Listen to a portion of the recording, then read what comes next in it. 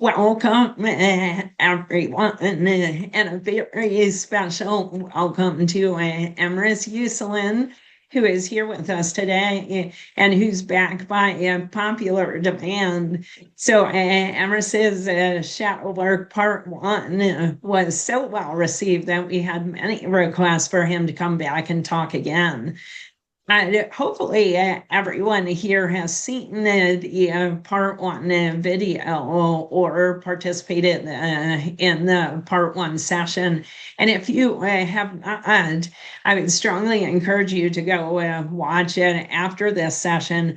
Or if you're watching the video, stop and go watch part one first, because it will give context to what Emrys is going to talk about here today.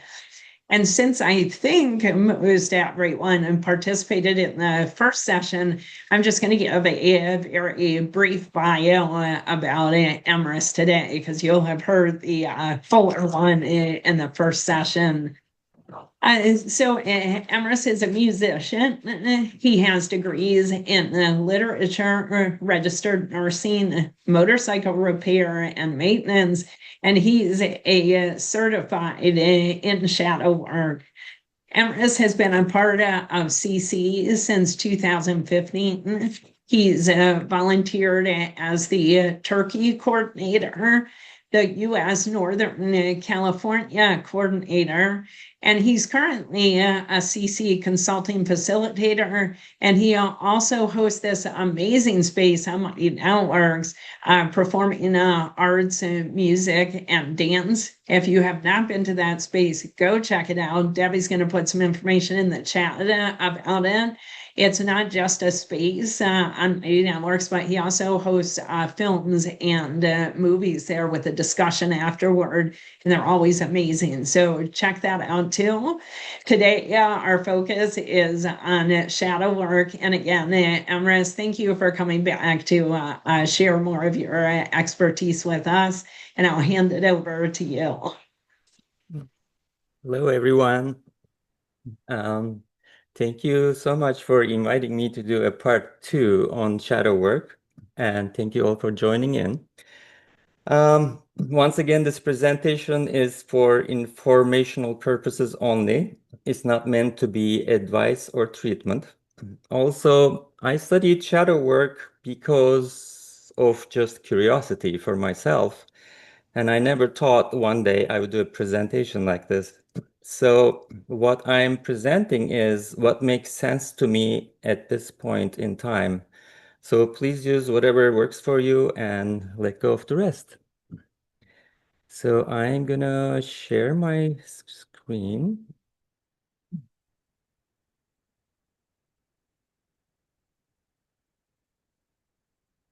So shadow work part 2, getting real to heal.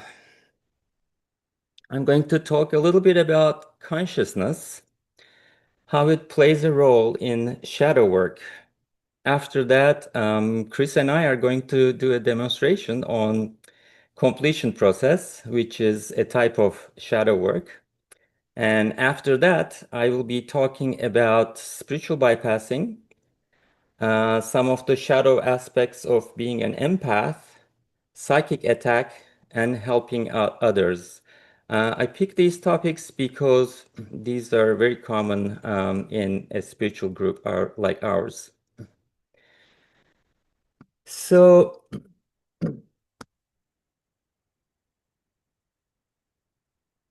there are literally hundreds of different ways to do shadow work. Some of these methods are easier than the others, and anybody can do them during their day-to-day lives. I call these methods the shadow work toolbox. And one of those methods is the completion process, which you would need quite a bit of knowledge and experience to facilitate. It is done while the brain is in theta state, which is the state between awake and sleep. And during this process, we ask the person to not involve the thinking mind. This is very important because the thinking mind actually interferes with this process. and I'd like to explain why that is.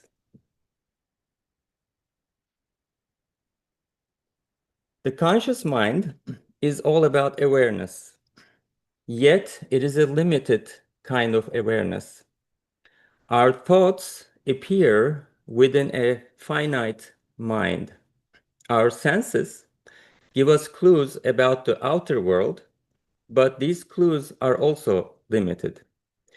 We all know that there is more to the outer world than the one that we perceive. So, a thought that appears in the finite mind is a personal experience, but the world that we see is experienced by the individual as well as everyone else. Therefore, the source of that experience, as opposed to a thought, is not the mind. But then, what is the source of the outer world, and what is our connection to it? For example, when I look at an apple, I can choose to involve my mind and call it an apple. I can measure it, quantify it, and describe it. Or I can choose to experience the same apple without involving the mind, kind of like a child's first time encounter with an apple. These would be two completely different experiences. I would like you to think of consciousness as a vast mind of its own kind. And unlike the human mind, it is unlimited. Imagine that this vast consciousness is dreaming, imagining, and the universe is the activity of this consciousness. Everything that exists all around is a part of this consciousness. But when viewed from each of our localized perspectives, it seems to be made out of stuff outside of ourselves, which we call matter. When infinite consciousness wakes up to itself, it realizes that it divided itself into numerous separate subjects of experience. That is each one of us. And the unlocalized portion of it is what appears to these subjects as the outside world. You can expand the screen of awareness because the screen of awareness doesn't just exist in your mind. You can think of it as a vast three-dimensional space. It is appearing as the entire universe, and your mind is just a little localization of it.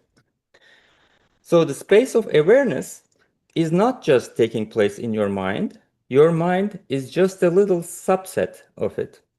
In that sense, the universe is like a hologram that appears in a vast space of awareness. It appears to be made out of something outside of consciousness. But that is only from our limited point of view. So self-awareness gives us the perception of the world. We have all been brought up with the materialist paradigm that has been so profoundly indoctrinated into all of us that we think of it as a definition of our experience, but it is not. It is only an interpretation of our experience. So there is no experiential evidence that our awareness is actually limited. So instead of thinking that the substance of your mind awareness is contained within the body, feel that the substance of you, the essence of you, essence of your being and your mind is extended infinitely. So basically what I'm trying to say is that everything is consciousness, but at the same time, not everything is conscious. So when we're faced with a problem or difficulty in life, our initial reaction is a rational but limited understanding and explanation of that experience. We create a story which then our conditioned mind attaches to. If we stay there, we may eventually resolve the issue, but can we go outside of the mind and resolve it by actually realizing that we are a part of this vast consciousness where everything is connected and one?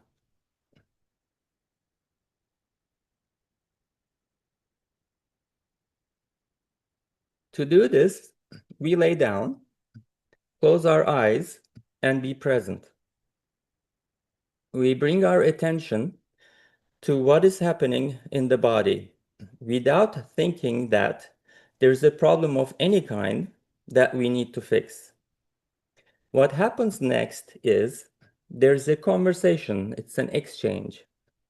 As we connect to the body, which is part of this vast consciousness, it tries to show us something that is very different than the understanding of the rational mind. We don't need to try and work it out. Our response is just presence. Very simple. This way, we're working at a very deep level. We are accessing basically consciousness. The body shows us something that needs to be acknowledged and brought into awareness. We let go of any kind of resistance. When we're healing with consciousness, we're not trying to get rid of or force anything. We are simply trying to integrate something by bringing it to awareness. Something that was hidden within the denser experience, which of the physical world.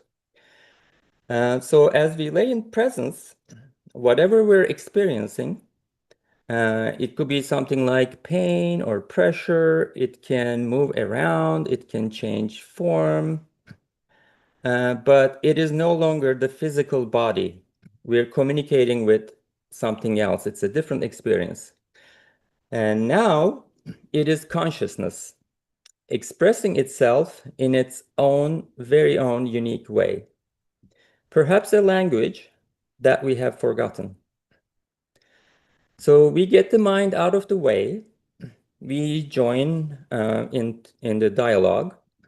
We create space for the body to release something that had been stored for a period of time, sometimes a long period of time. In a state of curiosity, and we do this in a state of curiosity and surrender. And in that space, something from our perspective, we may call magical happens. Perhaps we haven't been taught or we have forgotten that we can engage in consciousness in this way. So once we receive the message and we're now aware of this hidden aspect, an emotional and mental distress, a release happens. We may feel very light, we may feel warm, and the energy that has been stuck in that area starts to move again. See, our presence is very, very powerful. This is similar to when we're present and we listen to others without thinking of a response. We use our minds to control things, which is a state of resistance. Now, instead, we are working with subtle energies. The body is just a denser frequency or expression of consciousness. And what we're doing is that we are transforming denser energies into lighter energies. We're basically shifting ourselves into our true state of consciousness.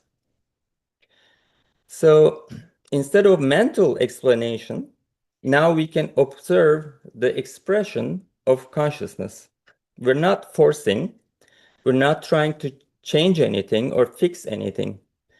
This is so completely different than our programming that it can be quite difficult at first. It is a kind of adventure. Trust your instincts and start the journey.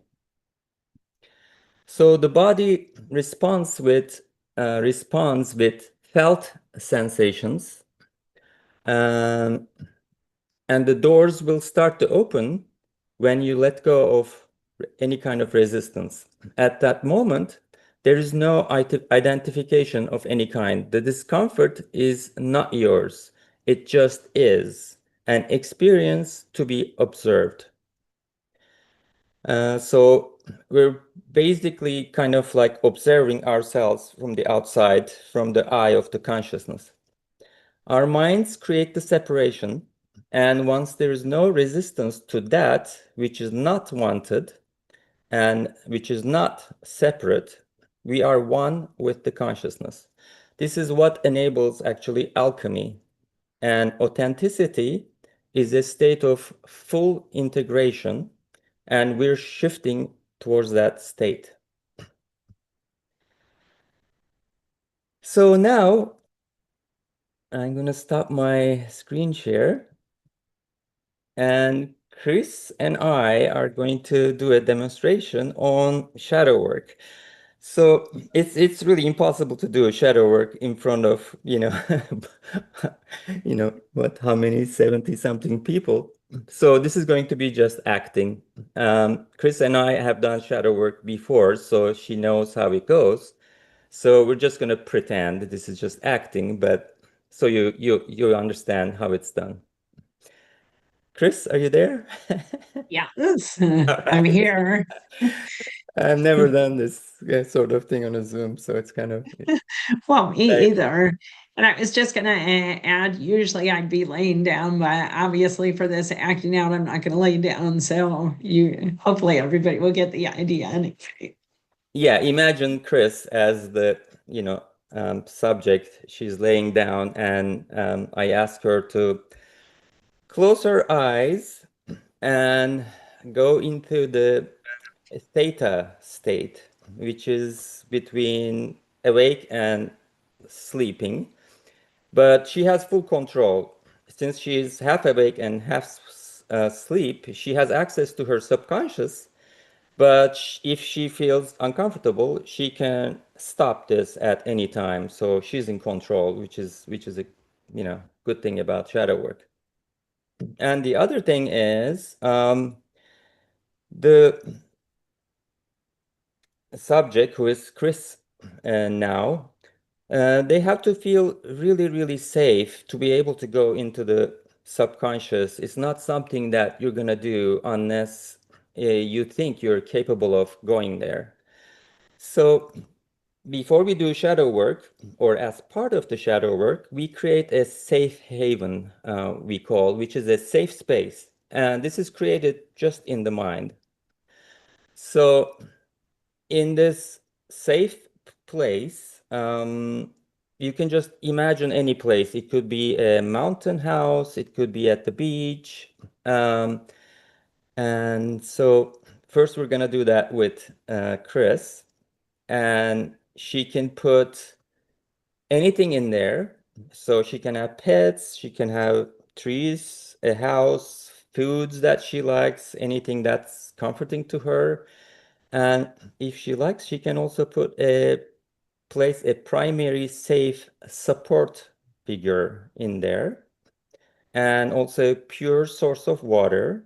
Later, we'll be using the source of water for cleansing as the purposes of kind of like a rebirth. So first, tell Chris to close her eyes. She's laying down, and I tell her to kind of relax, be supported really well, wherever she's laying.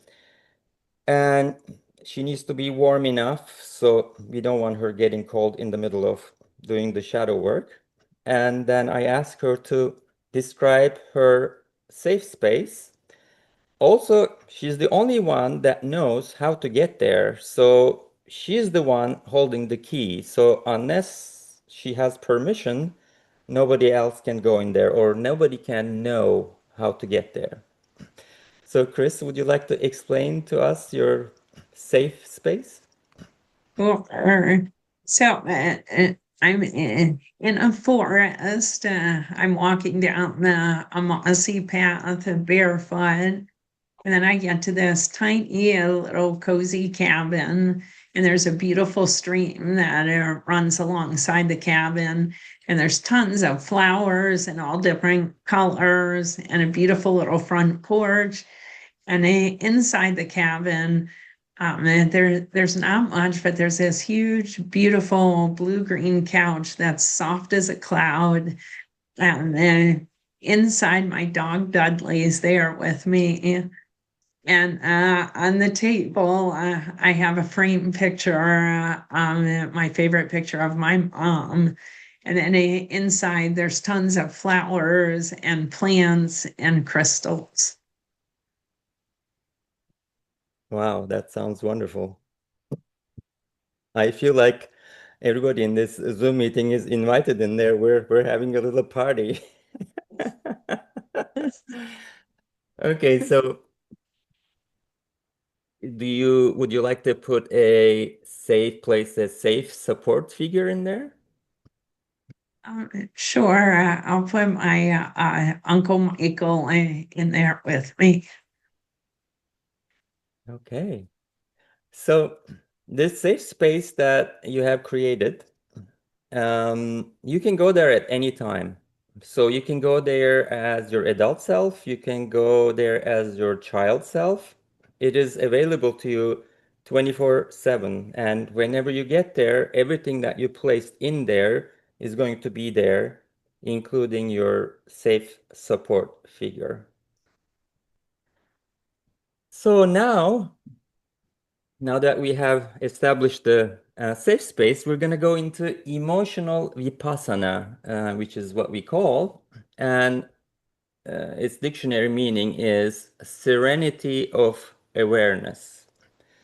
So it's just this space of awareness where I ask Chris to scan her body from like head to toe, and then if she feels anything anywhere, it's like a very subtle feeling sensation. Well, sometimes it's subtle, sometimes it could be stronger if you're being triggered at that moment. So, Chris, would you just scan your body and see if there is something you feel? It could be an emotion, it could be pain, it could be discomfort, it could be a color. It could be sound, it could be texture, it could be a vision. So just be Okay. completely open and see if you feel anything. Yeah, yeah. Everything's pretty good. Oh, until I get to my stomach, I feel like that feels kind of off, like kind of an uneasy sensation there. Okay. Could you stay there with that sensation? Um, Sure. and without wanting to change it, without wanting to control it, and without any kind of resistance, just be present with it unconditionally.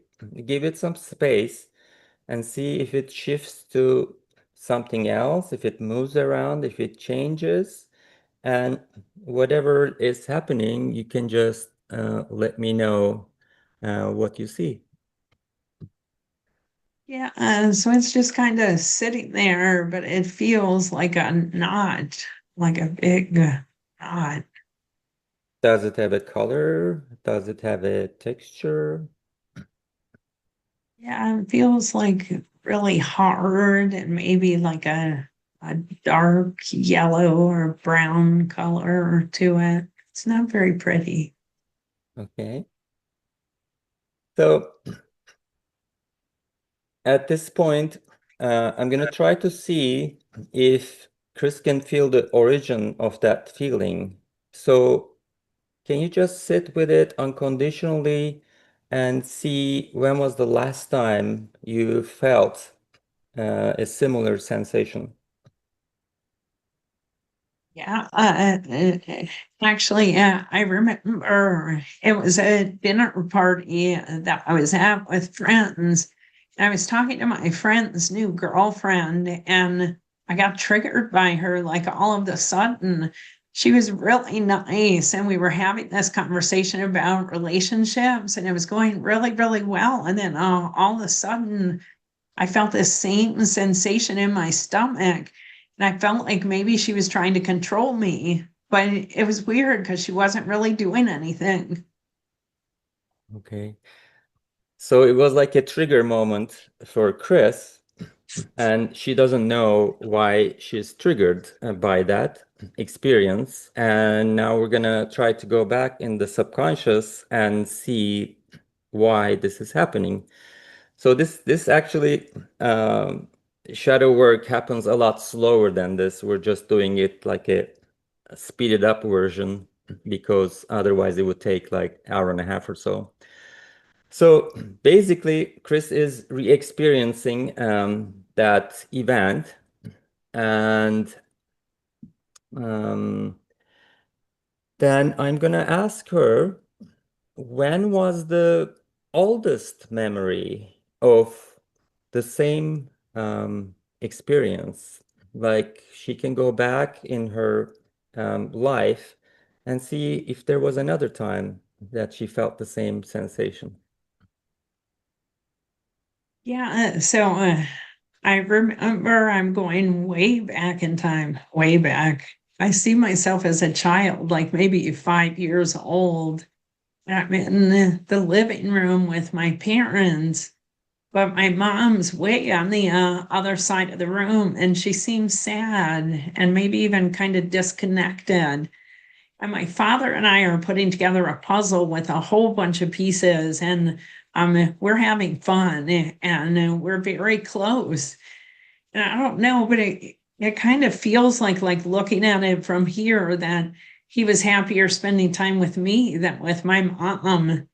And I feel sorry for my mom. She seems passive and just sad. But on the other side of the room, my dad and I were having fun, but that same sensation is there in my stomach. It's just like something feels off.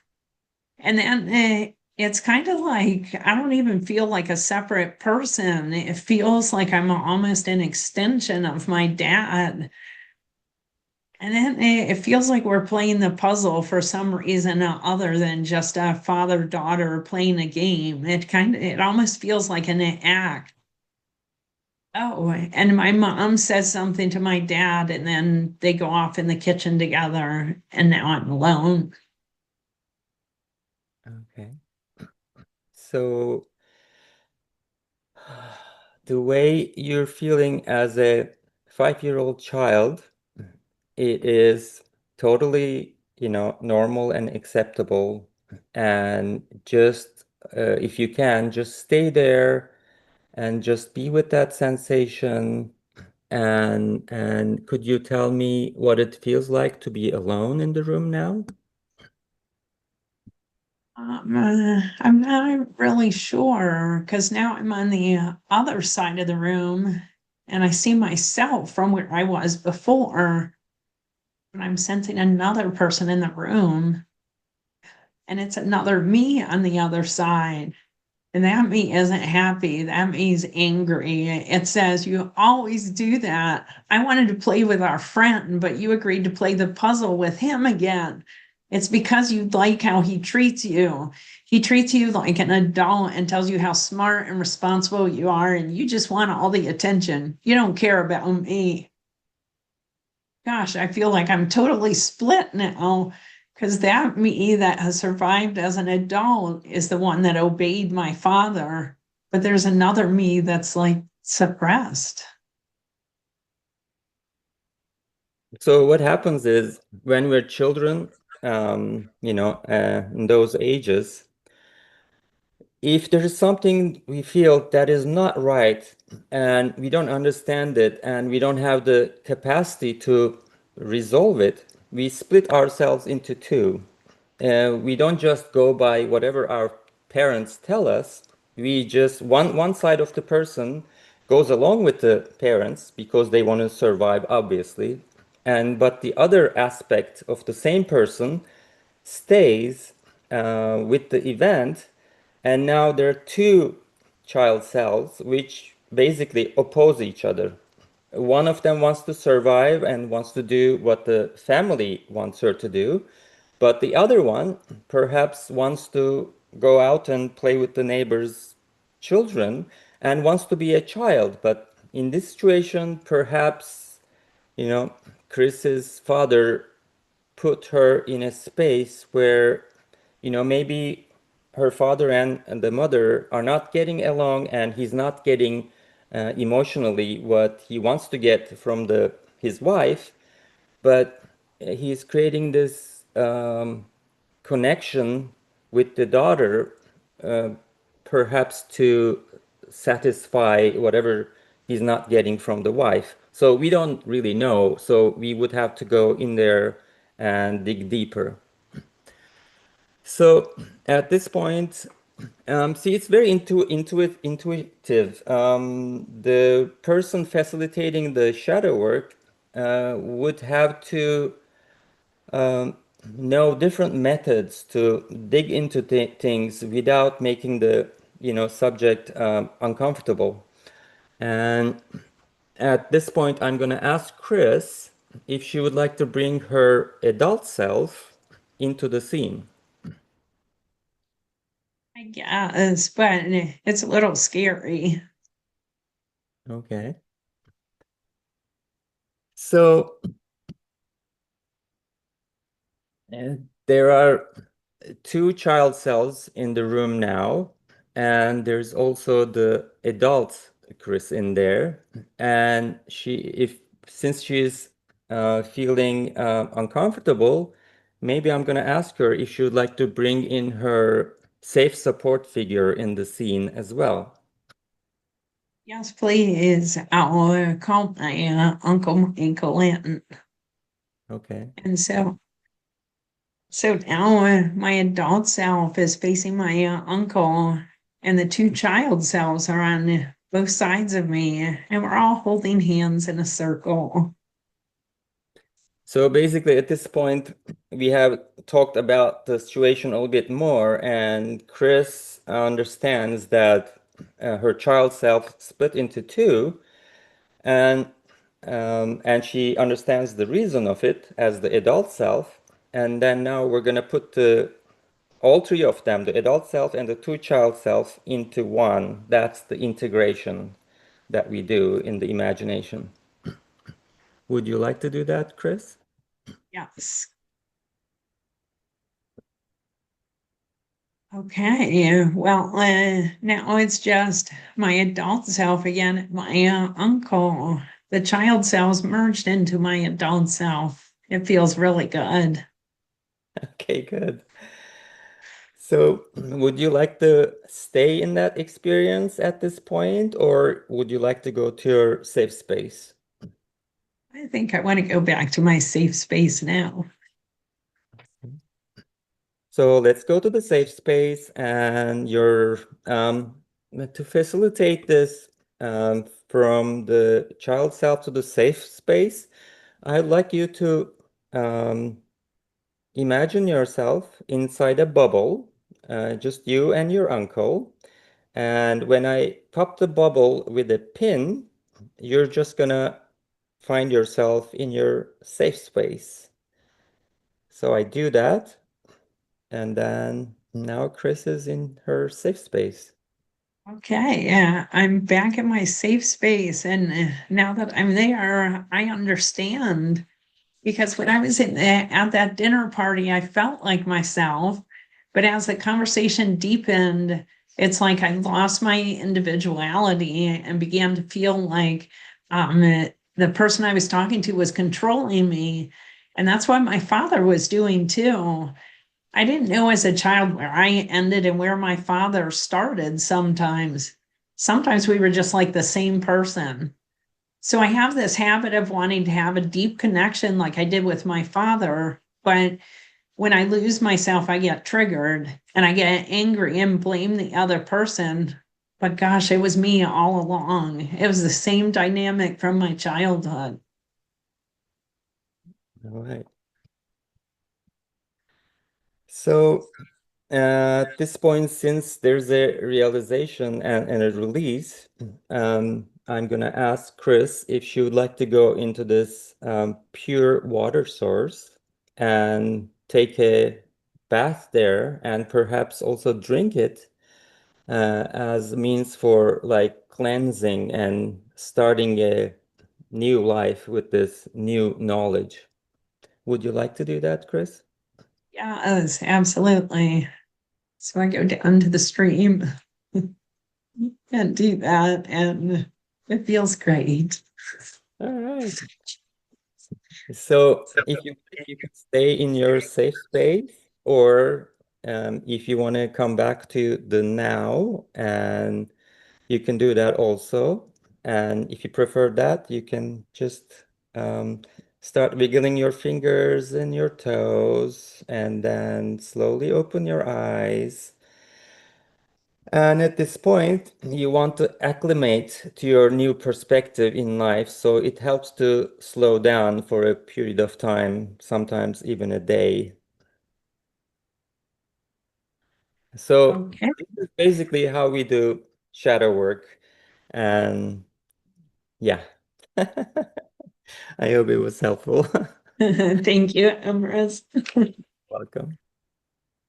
Thank you, Emerson. Chris, that was a great demonstration and very insightful into the process. At this time, would you be interested in taking questions from the audience? Yeah, I'm gonna do a second part here, but yeah, it's going to be quite different. So if anybody has any questions, maybe take 3, 4 questions about so far what. Okay, if you have questions, please post them in the chat in all caps, and we'll relay them to Emrys. And we'll do this for a couple of minutes, and then you can prepare the remainder of your questions for after Emrys does his second part. Because right now, as I'm looking through the chat, I don't see questions. I think everybody was kind of entranced by your demonstration. Um, would you like, I mean, let's do I'll it this way. I'll Why don't continue. you start? Well, here's one. Is the safe person someone who is living only, a living person? And no, it's basically your imagination. It could be anybody. It could be something that you imagine as well. And sometimes, as you're a kid, we have imaginary, stuffed animals or anything. Sometimes that's the safe figure, and people want to continue with that. Everything is possible.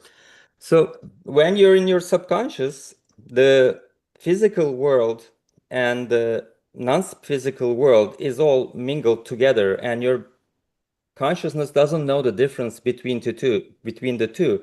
So if you resolve a trauma in your imagination, it's the same as literally going back in time, traveling in time, and dealing with the situation and coming back. But we're just doing it in our mind because there's no time and space. Excellent.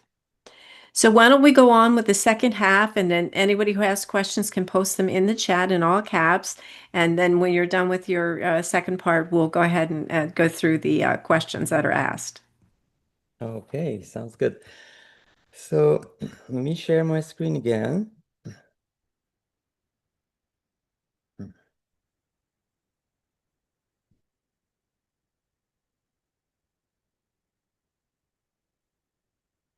So in this second half of my presentation, I'm going to be talking about some of the shadow aspects that are often seen in spiritual circles.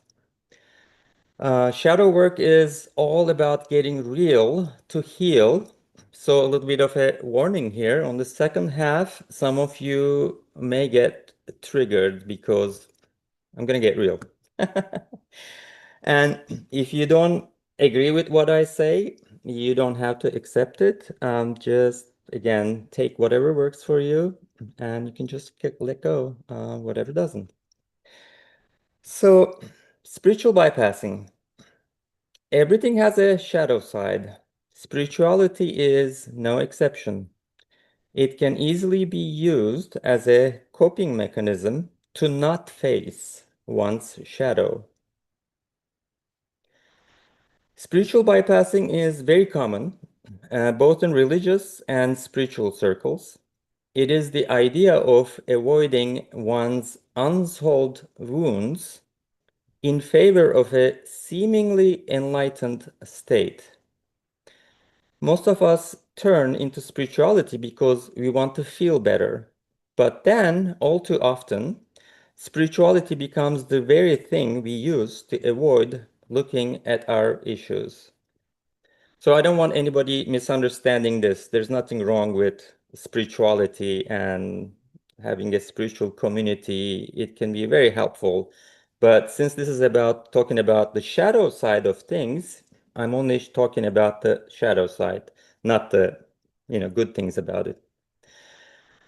So when this happens, for example, it may look like avoiding anger altogether, having weak boundaries, overly tolerant compassion, devaluation of the personal aspects of the self relative to the spiritual, avoidance of day-to-day physical life, delusions of having arrived at a higher level of being, attachment to being positive all the time, and resistance to anything that is perceived as negative.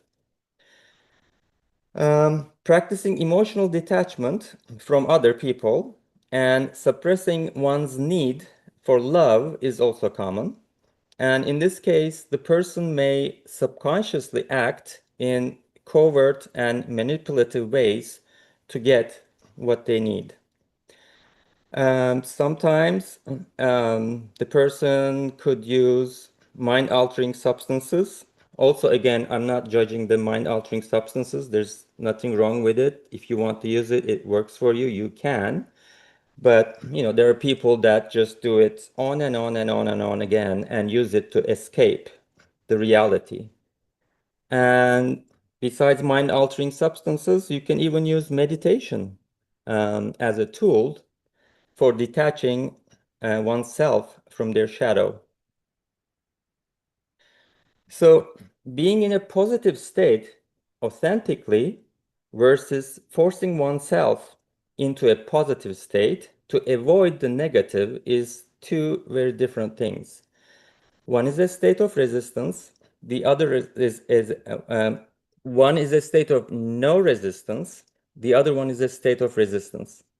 So when we use spirituality to avoid what is messy, it becomes a false spiritual transcendence.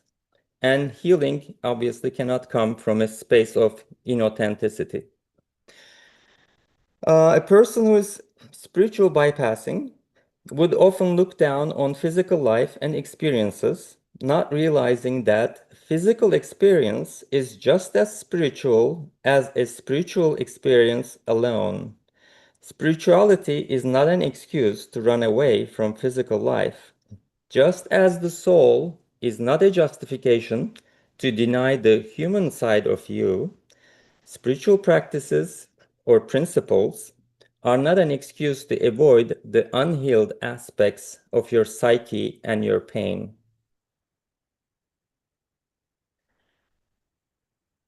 The spiritual persona is basically used for denial. It is used to cover the feelings of insecurity that resides on the inside. This again creates a split in that person's conscience. And it's a division between where you are and where you think you should be. It enables us to basically pretend that you took a trip from where you are to that other place, but actually you haven't taken the trip. So it enables us to lie to ourselves. The truth is, we cannot heal unless we're willing to admit to where we are at the moment. So if there's any kind of split between you, between the spiritual principle and the actuality of how you feel or act, then you're having issues with authenticity. For example, some people who use spiritual bypassing often state that they create their own reality, but then they still worry. So if they're able to create their own reality, they shouldn't be worrying. Or they talk about unconditional love, but then they feel emotional resistance to people around them. People who use spiritual bypassing often have addictions. These could be food, drugs, drinking, it could be shopping, it could be being online all the time, it could be sex, basically any kind of distraction from the reality of their lives. And some of these people think that spirituality is all about being positive, and if you don't give any thought to anything that is negative, then all that is around them that's negative is going to magically disappear. So obviously that is not true. In reality, spirituality is all about learning to face your shadow in a very loving way. Spiritual bypassing is a coping mechanism. We do it to cope with our internal pain and suffering. But if you want to get real with ourselves, we have to be brave enough to admit to how we feel. We need to express and allow our emotions, wounds, traumas, and pain to surface in a loving way. We need to let go of the fear of judgment. We need to make peace with being uncomfortable. And actually, a lot of people spend a considerable amount of time and energy to keep their shadow at bay. But having a nervous breakdown and sometimes completely falling apart is usually how our lives are transformed. So that is basically what spiritual bypassing is. So now I'm going to go into the shadow side of being an empath, which is a very interesting topic.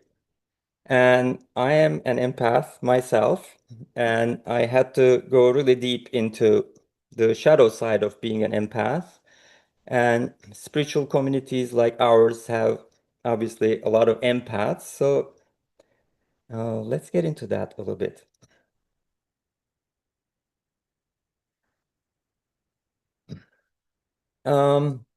Obviously, empaths are not all the same, but generally speaking, they're highly sensitive. They like deep conversations. If they don't preserve good boundaries, they can get fatigued quite easily. They often like alone time because of that, and they like to spend time in nature to recharge. And they easily take on the energies of other people. And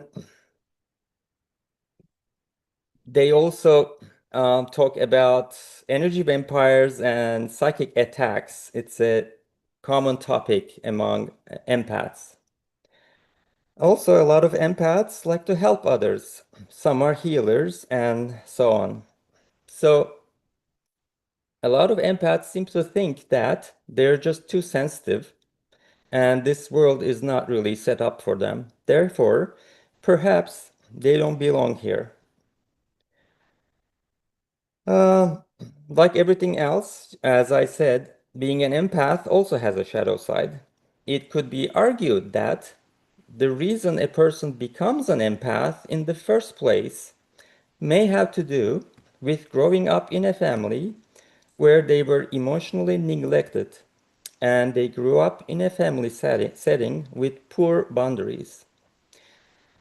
There could be many different scenarios. Each one is different, but I'm just going to use one as an example. Think of a little girl living in a household where her emotions were neglected. And let's say that one of the parents were disconnected from their emotions because of a trauma that they had in their childhood. So when she was responding to certain experiences when she was a child, she was told that she's overreacting and she could not be feeling the way she's feeling. Over time, she has learned to give up her emotional needs in order to satisfy the needs of the adults around her. She's basically asked to be a little adult in the family. In this environment, she couldn't develop a healthy sense of self. Her emotions and others' emotions start to get blurred. And soon she started to focus on other people's needs instead of her own. And when she did this, she realized that she got recognition, she got attention, and she got love. As a result, she didn't quite know where she ended and other people began. So she basically unknowingly opted into this empathic way of life, empathic way of being. Also, since the boundaries were blurred, compared to other people, she could easily feel a sense of oneness with people around her and perhaps with all the people in the world. So instead of developing healthy boundaries, as in honoring her needs and wants, she started to see boundaries like a fence that keeps unwanted people and behaviors out. The thing to note here is that when you honor your needs, you're saying yes to yourself, which is something very positive. But when the boundaries are blurred, instead of saying yes to yourself, you are saying no to unwanted people and behaviors. The first one is a state of no resistance. The latter one is a state of resistance. And since whatever you resist persists, empaths have this constant issue of protecting themselves from energy vampires. Um, if you're new to shadow work, this may seem a little bit out there, but let me give you an example.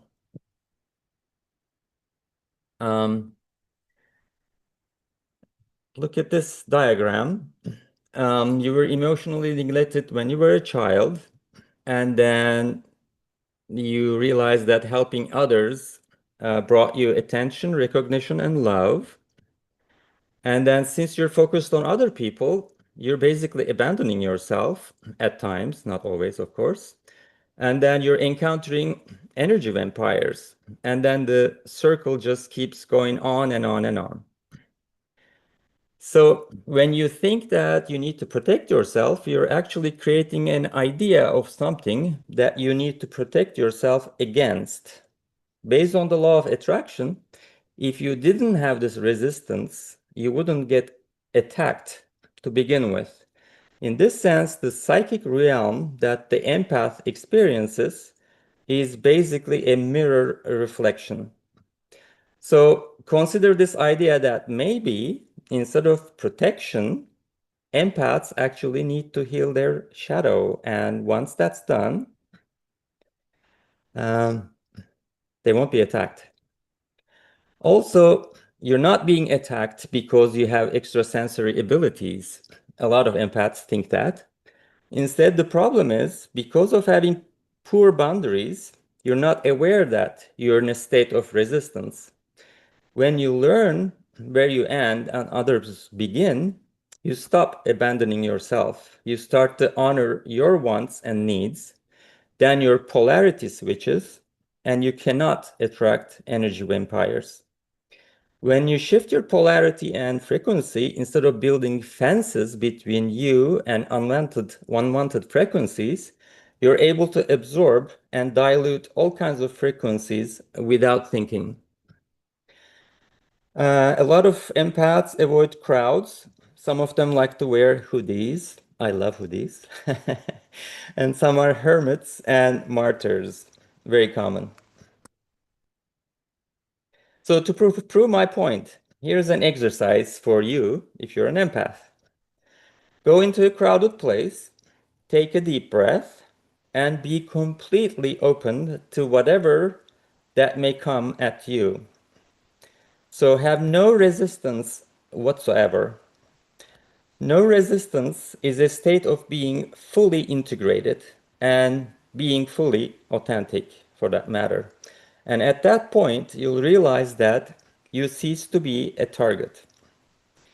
And one more important thing, let's say that a friend of yours asked you out to do something, to hang out, uh, and you really want to do that at that day for some reason.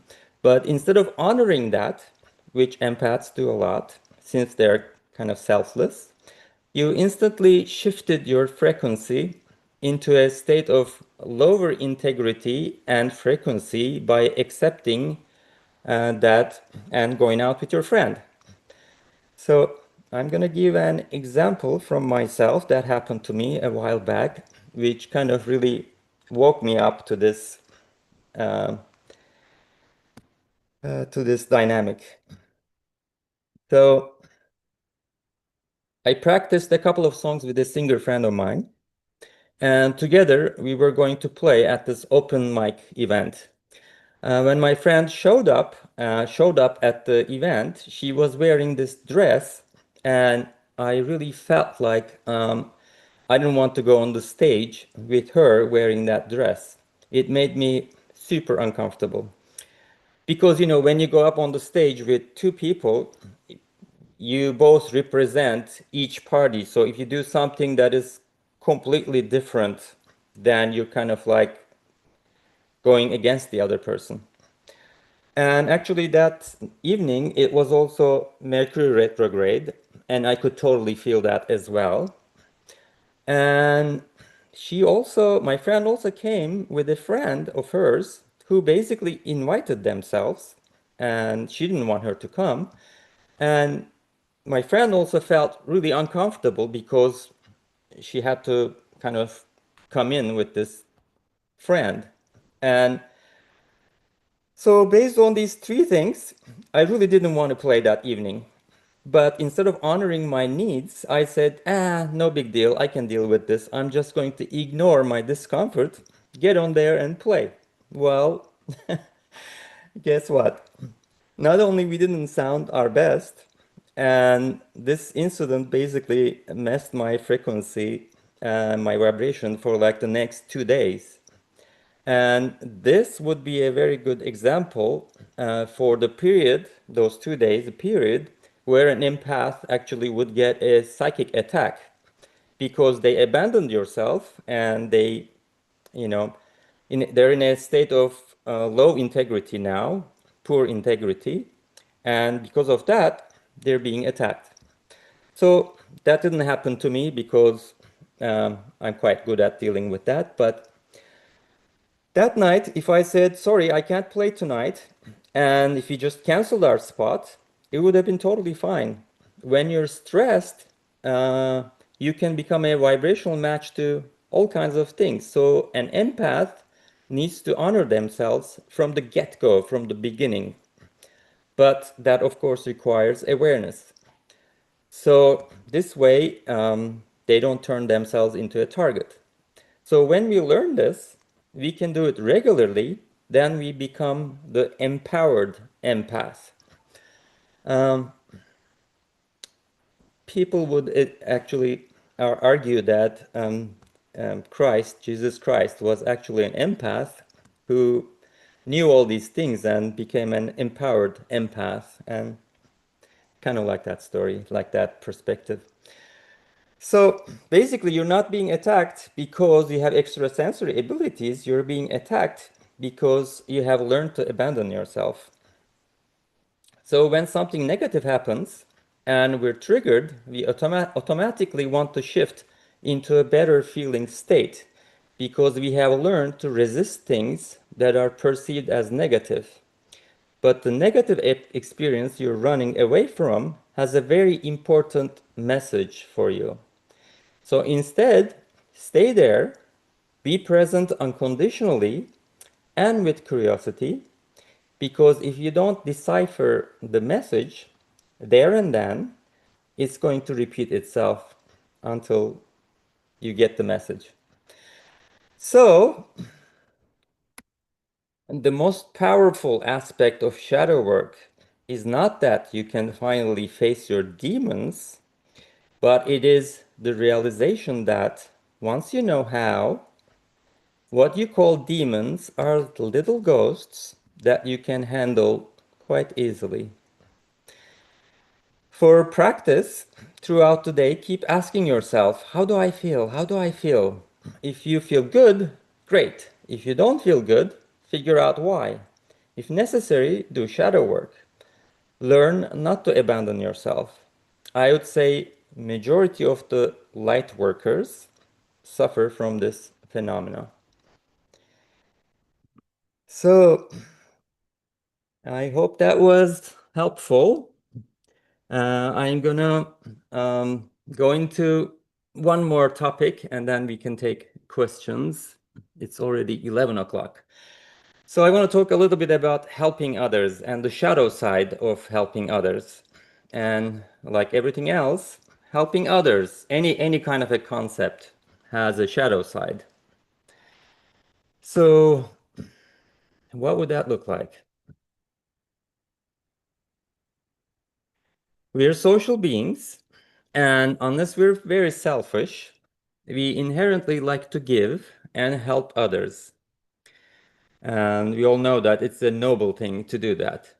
That said, there is the right reason to help, and there's the wrong reason to help. The latter is the shadow side of helping others.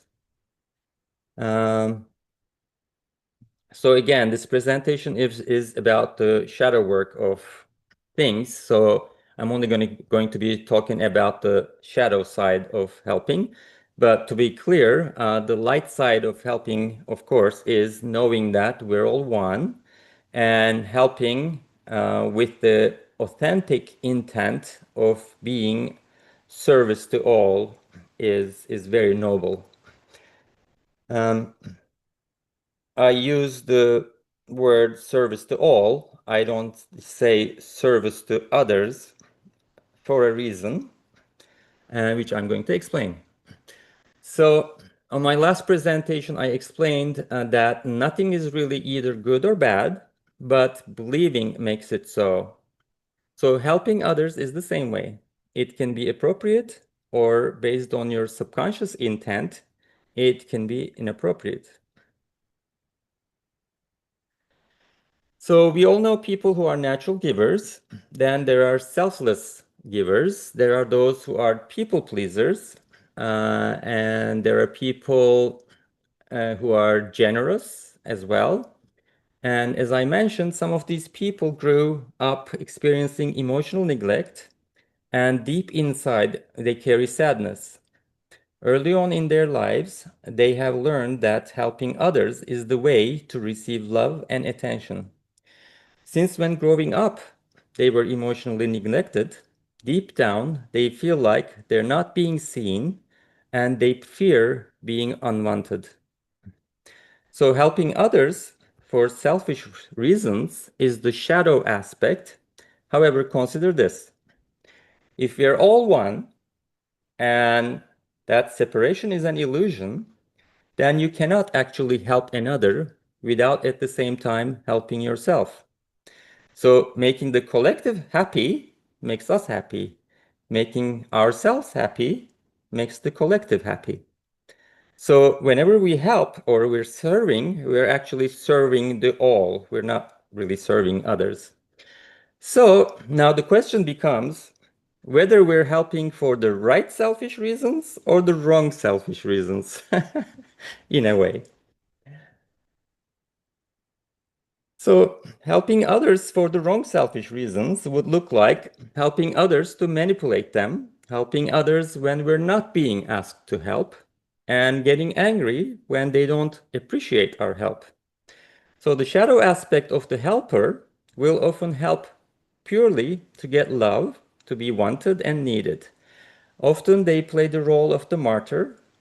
And in extreme cases, they may even trap others in a state of dependence. And often, instead of being appreciated for their help, they go unnoticed and sometimes even resented.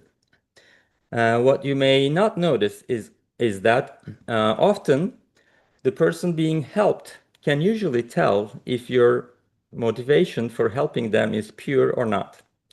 So when we help to get appreciation from others, it becomes a sucking energy instead of a giving energy, and they'll inherently have resistance to us.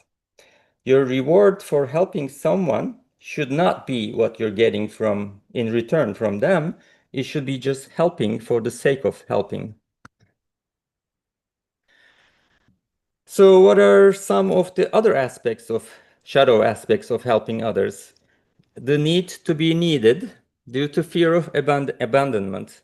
This is pretty common.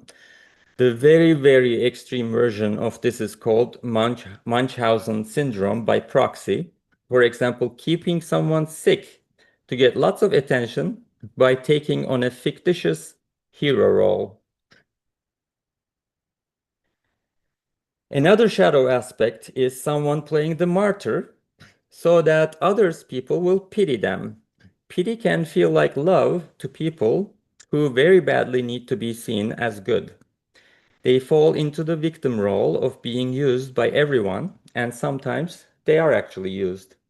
Even so, they volunteer to help. The self-sacrificer protects their lonely, deprived child self. They project their self onto others and imagining a neediness that may not actually exist. Another shadow aspect of helping others is helping them to have some kind of leverage. Since helping is a position of power, we can put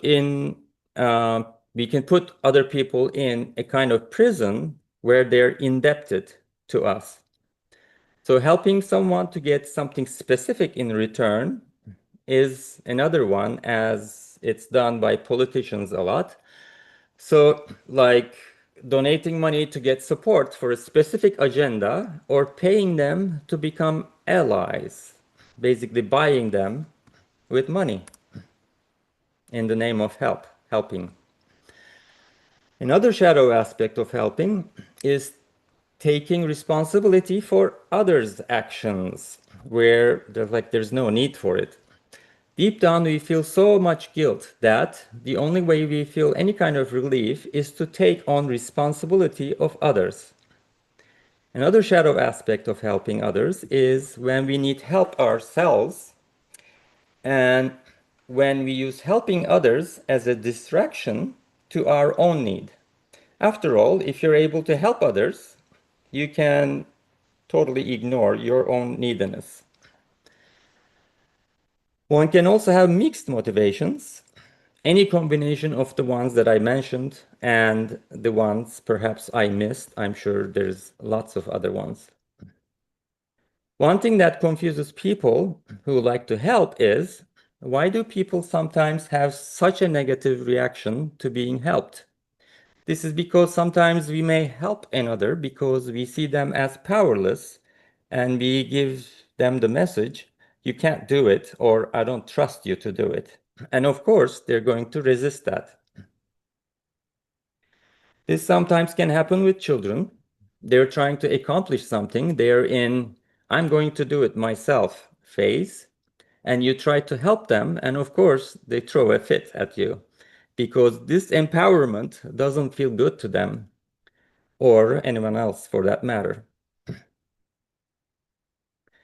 Sometimes you help another without them asking for your help. And in return, they may sarcastically say, thank you for the vote of confidence. So at the end, when you see an opportunity to help someone, you have to be brutally honest with yourself about your true motives. It is very easy for us to say, I just want to see you happy, and then slip into denial.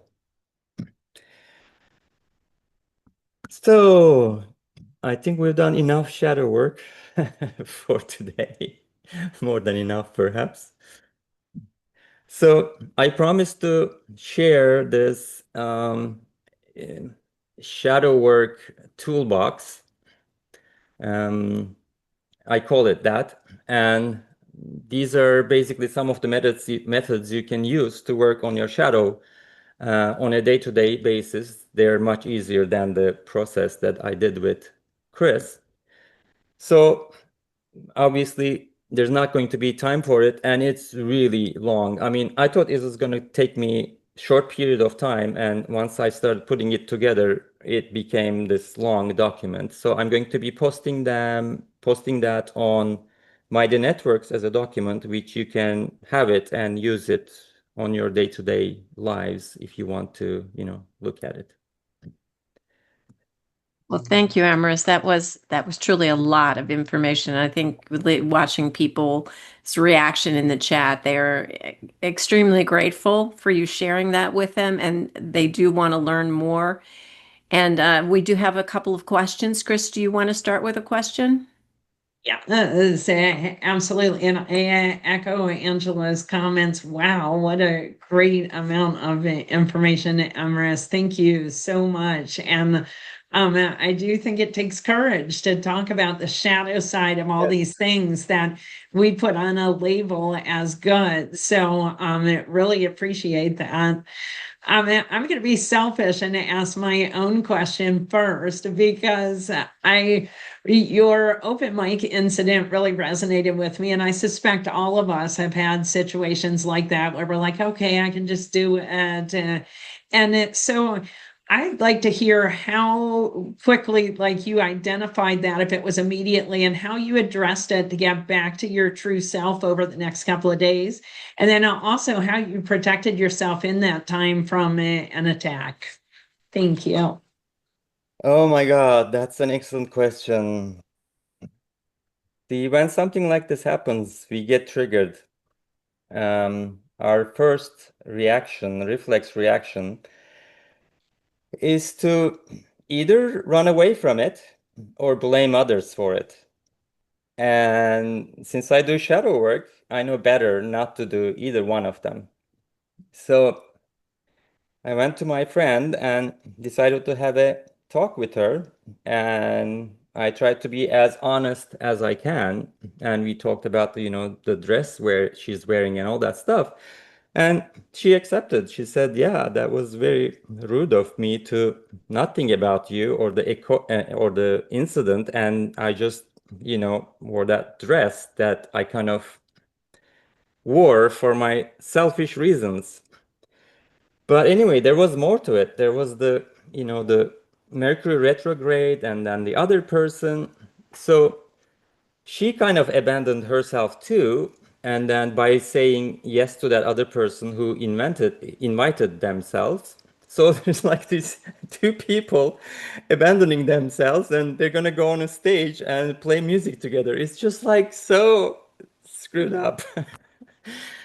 So the next 2 days, I just kind of like stayed at home and just did shadow work. And I just laid down, closed my eyes, and did the same thing that I did with Chris, and went into the bottom of like, what the hell am I doing? Because I don't want this to repeat again. So I need to resolve this.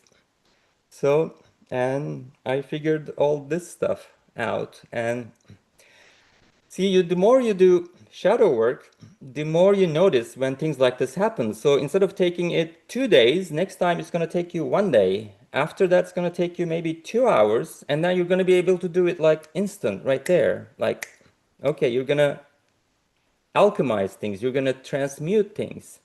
And then there's no problem in your life. You're the empowered empath, or even if you're not an empath, you're empowered. You can deal with things like really easily. So Thank you so much, Emrys. That was a great example, a great answer, and very empowering. So thank you. You're welcome. Angela.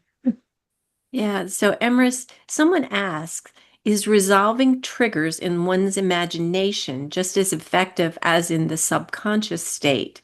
Is one more powerful or effective than the other, or how are they similar or different? Is there some way you can comment on that? Well, if you're resolving things in your imagination, and if you're using your mind to do it, that is your conscious. That's not your subconscious. You will be putting yourself into a lot of traps doing that. If you know about shadow work and if you can connect the dots, yeah, maybe you can do that to an extent. But remember, your conscious self that you use on a day-to-day basis is the ego persona. And ego persona wants to protect itself no matter what. So shadow work is the biggest enemy of the ego, is the conscious self. The ego is going to fight your subconscious and your, you know, you wanting to do shadow work. It's going to fight that, tooth and nails. So you have to get over that first, which in itself is a big deal. See, shadow work is not very easy. People think that it's very easy. Oh, I'm just going to learn it and I'm going to start doing it and I'm going to help others, blah, blah, blah. Yeah, you really need to, because I'll tell you why. So perhaps just give an example of abandoning yourself when you're growing up. You have done it countless times. You've done it maybe 500 times. You abandoned yourself, and your neurons connect in a certain way that it is basically set inside of you. In order to change that, you have to do the opposite of that. Instead of 300 times, you have to do it 400 times. You have to do the opposite so that your neurons connect differently. This is not really an easy task. So it's doable, but and this also what makes us so incredibly vulnerable to politicians and CIA, and they know exactly how this works. They can manipulate people so easily. They can create all kinds of false flags, scenarios, and they control the media, and they just speak to our subconscious like day in and day out. So watch out for that. That, Emrys, very good information. Okay, and next question. As an empath, how do you protect your boundaries?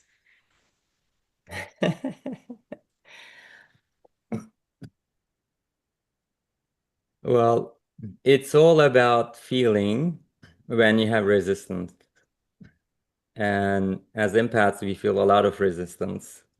So it's all about noticing the resistance and realizing why you're resisting and getting rid of the resistance. If you have no resistance, nobody can attack you. Absolutely nobody can attack you. I guarantee you. If you're being attacked, you have resistance to something. So children, like little children, when they're born and they're not, you know, taught by adults yet, they have no resistance. They're not going to be attacked. And then, yeah, I don't want to get into that, but this is why um, the education system and blah blah blah break children, and then they become easy to manipulate. But just coming from the vast consciousness, they're pure, and it's a fantastic state, really. Does that make sense? Yeah, it does. So I think you're saying the answer to the question for empaths on creating boundaries is to be able to tell when you're in resistance and then have tools to be able to address that resistance. And perhaps the shadow work toolbox that you're giving to us will help with that. Yeah, there's about 100 things in there that you can use. Also, as an empath, you need to learn where you end and the other people start. If you know yourself, it's a huge advantage. Then you don't need to worry about what people are saying. You just know yourself and you can just be totally authentic, brutally authentic, tell what you think, and you won't be attacked. It's a fantastic state, but it is really difficult to do. Thank you for that. So, what is the difference between being an empath and being clairsentient or claircognizant? Oh, those are the different types of empaths. There's all kinds of types. I mean, you can make a huge list. Yeah, they're just types of empaths. Just using different senses to acknowledge the energy that you're receiving? Yes, and that depends on how you grew up in your family and what kind of programming you got and how you were abused, perhaps. And we're all abused. There are some people who thinks that, oh yeah, my childhood was like so fantastic and my parents this and that.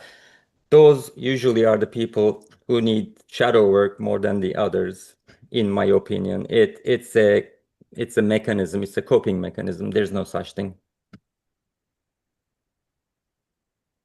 Appreciate it. Chris? Okay, yeah, so I know we're close to our wrap up time. So, Emrys, I was wondering if you would like to share anything else on the shadow work toolbox, like a way to use it effectively. It sounds like it's very long. So if you have any tips on that, and also if there's anything else that you want to share with the group, perhaps about the Mighty Networks group and the things that you host there. And I also wanted to mention that Debbie will be putting in the chat how to contact Emrys, because we had a lot of requests for that last time, how to contact him to talk about doing a shadow work session. So again, if you're interested, she'll put that in there, and also information on the Mighty Networks group that I just referred to. So Emrys, how about if we give you the last few minutes here? Thank you. Well, the ShadowWorks toolbox could overwhelm you. Just read maybe I'll put it on make a PDF file out of it. Just read like a few pages at a time and see what you resonate with. Or you obviously don't need to do all of them, and you can just do the ones that you resonate with. And on a day-to-day basis, it doesn't take very much time. Just do, one or two, do two things in there. So another thing with empaths. So if you have a positive energies journal, some kind of journal, you can name it however you want it. But when you wake up in the morning and perhaps write down all the positive things that happened the day before, that actually will set you up for a positive day for that day. So you're basically kind of like doing an integration thing in the morning. So that is very helpful. It's in the shadow work toolbox. You can also do that before you go to bed. It's like talk about like, oh, what happened today? Positive things, negative things, and then learn your lesson, transmute the negatives into positive, and then go to sleep like that. And that is a high energy, and you probably are not going to be seeing, nightmares after doing that. So start with a positive note, end with a positive note, and in the middle you use the tools from the toolbox to transmute things. So yeah, my page on Mighty Networks, performing arts, film, music, dance. I mean, the best part of that page is that I show documentaries and movies, and it's usually related to spirituality, shadow work, or whatever. And at the end, we do a discussion. And it's just so heartwarming to hear everyone's, perspectives and just being brutally open with each other and just discussing things in a very safe space. So yeah, I really like doing that. And also music, I share music there. A lot of people listen to one kind of music. Oh, I like rock and roll. Oh, I like classical music. I like this and that. Well, that's a really like a small perspective. You can widen yourself to listen to all kinds of different things. Obviously, there's like music that's not very good quality, and there's music that's really good quality, but it's something that you learn in time, and that can really change your frequency. Music is everything. I mean, at the end, if I have to name one thing that was helpful to me more than everything else in my life, I would say it's music. It's very strong, very powerful. I want to thank you, Emrys. This has been very enlightening. People are really enjoying the information, and hopefully we'll get your PDF toolbox, put it with the presentation, and people can learn more about it after the listening to part 1 and part 2, and putting it together and being a useful tool for them. So I want to thank you very much for your time and your wisdom and sharing all of that with us. And thank you everyone for coming to Worldwide Voices, and hope you'll come back for our next event. Thank you, everyone. Thank Thank you, you. everyone.